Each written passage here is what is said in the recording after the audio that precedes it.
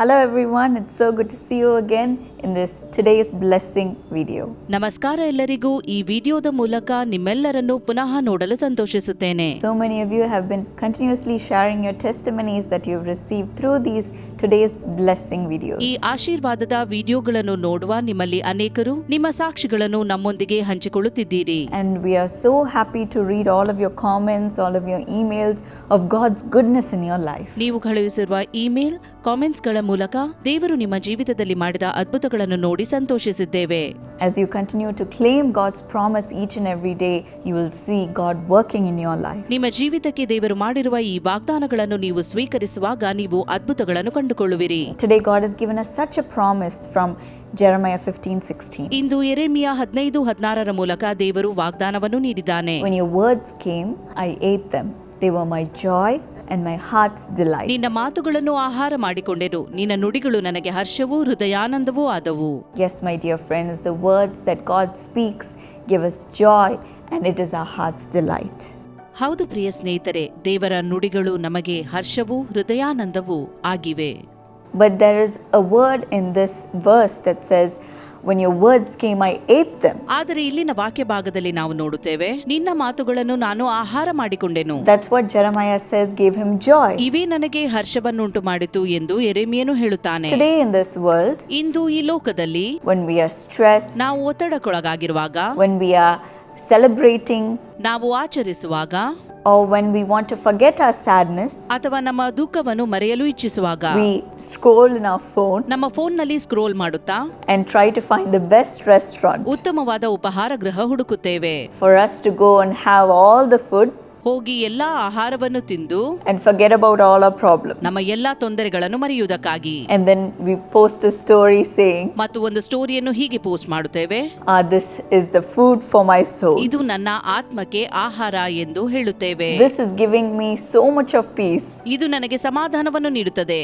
It's filling me with so much of happiness. ಇದು ನನ್ನಲ್ಲಿ ಸಂತೋಷ ತುಂಬುತ್ತದೆ. After all my sadness, ನನ್ನೆಲ್ಲ ದುಃಖಗಳ ನಂತರ, after all of my grief, ನನ್ನ ಕೊರಗುಗಳ ನಂತರ, after all of my stress, ನನ್ನೆಲ್ಲ ಒತ್ತಡಗಳ ನಂತರ, maybe you may have been going through so much of stress in your work. ನಿಮ್ಮ ಕೆಲಸದ ಸ್ಥಳದಲ್ಲಿ ನೀವು ಬಹಳ ಒತ್ತಡದಲ್ಲಿರಬಹುದು. Or maybe you're going through a failure in your relationships. ಸಂಬಂಧದಲ್ಲಿ ವಿಫಲತೆಯಿಂದ ಹಾದು ಹೋಗುತ್ತಿರಬಹುದು. You may be going through so much of pressure in your family. ಕುಟುಂಬದಲ್ಲಿ ಒತ್ತಡದಿಂದ ನೀವು ಹಾದು ಹೋಗುತ್ತಿರಬಹುದು. Or going through financial crisis. ಆರ್ಥಿಕ ಮುಗ್ಗಟ್ಟಿನಿಂದ ಹಾದು ಹೋಗುತ್ತಿರಬಹುದು. And to hide all of that stress, you may say, let me go have some biryani. ಅವೆಲ್ಲವನ್ನು ಮರೆತು ಬಿಡುವುದಕ್ಕಾಗಿ ನೀವು ಹೇಳುತ್ತಿರಬಹುದು, ಹೋಗಿ biryani ತಿನ್ನುತ್ತೇನೆ. Just to forget about all my problems. ನನ್ನೆಲ್ಲ ತೊಂದರೆಗಳನ್ನು ಮರೆಯುವುದಕ್ಕಾಗಿ. When I eat it, it'll give me peace. ನಾನು ಅದನ್ನು ತಿಂದಾಗ ನನಗೆ ಶಾಂತಿ ದೊರೆಯುತ್ತದೆ. I'll forget about all my stress for a moment. ಒಮ್ಮೆಗೆ ನನ್ನೆಲ್ಲ ಒತ್ತಡವನ್ನು ನಾನು ಮರೆತು ಬಿಡುತ್ತೇನೆ. And after we eat it, ಆದರೆ ತಿಂದ ತರುವಾಯ we take a nice long nap. ಚೆನ್ನಾಗಿ ಒಂದು ಚಿಕ್ಕ ನಿದ್ರೆ ಮಾಡುತ್ತೇವೆ. But then when we open our eyes, ನಂತರ ನಮ್ಮ ಕಣ್ಣುಗಳನ್ನು ತೆರೆದಾಗ all that stress and all that sadness, it all comes back. ಎಲ್ಲ ಒತ್ತಡ, ಎಲ್ಲ ದುಃಖ ಪುನಃ ಮರಳಿ ಬರುತ್ತದೆ.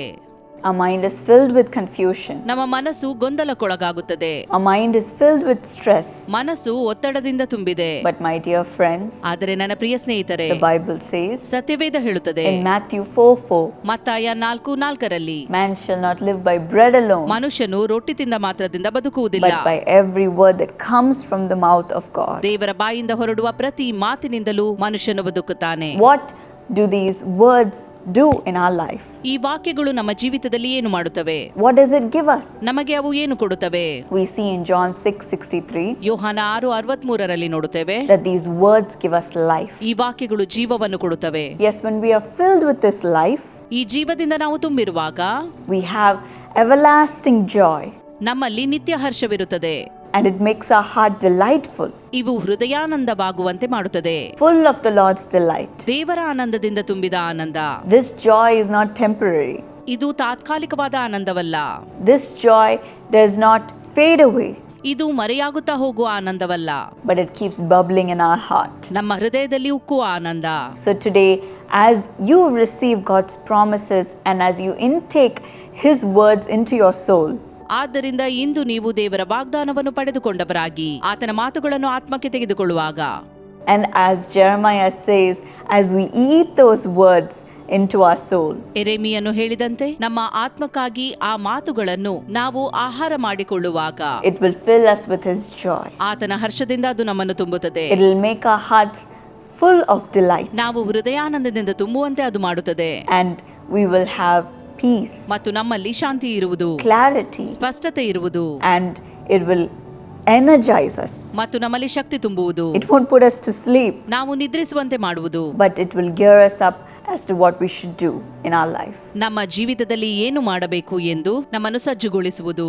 So today, intake the Lord's promise, ಆದ್ದರಿಂದ ಇಂದು ದೇವರ ವಾಗ್ದಾನವನ್ನು ತೆಗೆದುಕೊಳ್ಳಿರಿ. the Lord's words for your life, ನಿಮ್ಮ ಜೀವಿತಕ್ಕೆ ದೇವರ ಮಾತುಗಳನ್ನು, the direction for your life, ಜೀವಿತಕ್ಕೆ ನಿರ್ದೇಶನವಾಗುವಂತೆ. and God will give you joy as you walk with Him. ನೀವು ಆತನೊಂದಿಗೆ ನಡೆಯುವಾಗ ಆತನು ನಿಮ್ಮನ್ನು ಹರ್ಷಗೊಳಿಸುವನು. Yes, receive this life today. ಹೌದು, ಈ ಜೀವನವನ್ನು ಹಿಂದೆ ಪಡೆದುಕೊಳ್ಳಿರಿ, You will have joy. ನೀವು ಹರ್ಷಗೊಳ್ಳುವಿರಿ. Shall we thank God for this promise ಈ ವಾಗ್ದಾನಕ್ಕಾಗಿ ದೇವರಿಗೆ ಸ್ತೋತ್ರ ಹೇಳುವ, and receive this joy?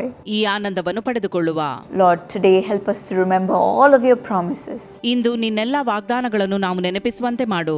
Believe in your word ನಿನ್ನ ಮಾತುಗಳನ್ನು ನಂಬುತ್ತಾ and take it as a direction for our life, Lord. ಅವುಗಳನ್ನು ನಮ್ಮ ಜೀವಿತಕ್ಕೆ ನಿರ್ದೇಶನವಾಗಿ ತೆಗೆದುಕೊಂಡು As we meditate on your word, ನಾವು ನಿನ್ನ ಮಾತುಗಳನ್ನು ಧ್ಯಾನಿಸುವಾಗ let it be our bread ಅದು ನಮ್ಮ ಆಹಾರವಾಗಿರಲಿ, and let it be the food for our soul. ನಮ್ಮ ಆತ್ಮಕ್ಕೆ ಅವು ಆಹಾರವಾಗಿರಲಿ. Today, let your word bring us joy ಇಂದು ನಿನ್ನ ನುಡಿಗಳು ನಮಗೆ ಹರ್ಷ ತರಲಿ. as we believe and obey your word, ನಿನ್ನ ಮಾತುಗಳನ್ನು ನಂಬಿ ವಿಧೇಯರಾಗುವಾಗ and let it fill our hearts with delight. ಅವು ನಮ್ಮ ಹೃದಯವನ್ನು ಆನಂದದಿಂದ ತುಂಬಲಿ. Today, help us to trust in you ನಿನ್ನ ಮೇಲೆ ಭರವಸೆ ಬಿಡುವಂತೆ ಮಾಡು.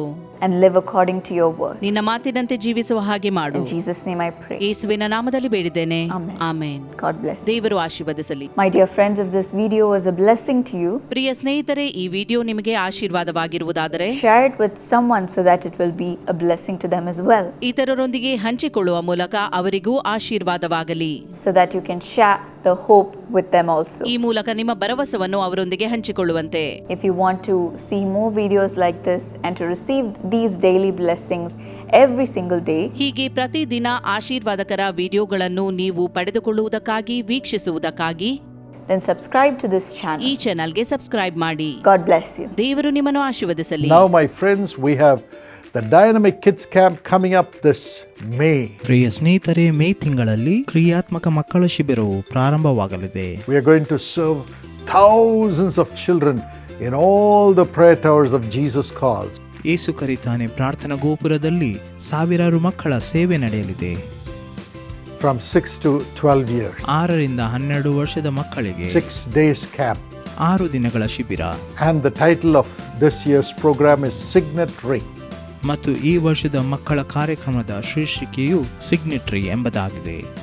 There'll be music, Sangeetha ನುಡಿಸಲಾಗುವುದು, singing, ಹಾಡುಗಳು, dancing, ಕುಣಿಯಲಾಗುವುದು, mime, ಅಣಕು ನಾಟಕ, crafts, ಕರಕೌಶಲ್ಯ, painting, ಚಿತ್ರಕಲೆ, games, ಆಟಗಳು, for them to learn the word of God ಈ ಮೂಲಕ ದೇವರ ವಾಕ್ಯವನ್ನು ಅವರು ಕಲಿಯಲಿದ್ದಾರೆ. and give their lives for God's mission. ದೇವರ ಉದ್ದೇಶಕ್ಕಾಗಿ ತಮ್ಮ ಜೀವಿತವನ್ನು So ಒಪ್ಪಿಸಲಿದ್ದಾರೆ. partner with this Dynamic Kids Camp ministry. ಕ್ರಿಯಾತ್ಮಕ ಮಕ್ಕಳ ಶಿಬಿರದಲ್ಲಿ ನೀವು ಪಾಲ್ಗಾರರಾಗಬೇಕಾದರೆ, Pray for it. ಪ್ರಾರ್ಥಿಸಲು ಬಯಸುವುದಾದರೆ, Secondly, send your children. ಎರಡನೇದಾಗಿ ನಿಮ್ಮ ಮಕ್ಕಳನ್ನು ಕಳಿಸಲು ಬಯಸುವುದಾದರೆ, And thirdly, give your support to make this happen because we are going to offer it free. ಮೂರನೇದಾಗಿ ಈ ಶಿಬಿರವನ್ನು ನಾವು ಉಚಿತವಾಗಿ ಮಾಡುವುದರಿಂದ ನೀವು ಬೆಂಬಲಿಸಲು ಬಯಸುವುದಾದರೆ, And fourthly, you can volunteer your time to come and teach or sing and lead the children. ನಾಲ್ಕನೇದಾಗಿ ನೀವು ಸ್ವಯಂ ಸೇವಕರಾಗಿ ಕೂಡ ಬೋಧಿಸಲು, ಹಾಡಲು ಮತ್ತು ಮಕ್ಕಳನ್ನು ನಡೆಸಲು ಕೂಡ ಬರಬಹುದು. Here's more information. ಇಲ್ಲಿದೆ ನಿಮಗೆ ಬೇಕಾಗಿರುವಂತ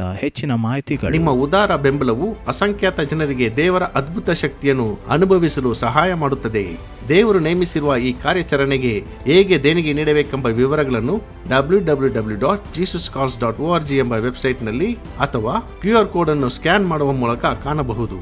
ಪ್ರಾರ್ಥನೆ, ಸೇವೆ ಮತ್ತು ಬೆಂಬಲದಲ್ಲಿ ನಮ್ಮೊಂದಿಗೆ ಸೇರಿ. ನೀವು ಸ್ವಯಂ ಸೇವಕರಾಗಲು ಬಯಸಿದರೆ ದಯವಿಟ್ಟು volunteer@jesuscalls.org ಅನ್ನು ಸಂಪರ್ಕಿಸಿ. ಕರ್ತನ ಮನೆಯನ್ನು ಕಟ್ಟಿರಿ, ಕರ್ತನು ನಿಮ್ಮ ಮನೆಯನ್ನು ಕಟ್ಟುವನು.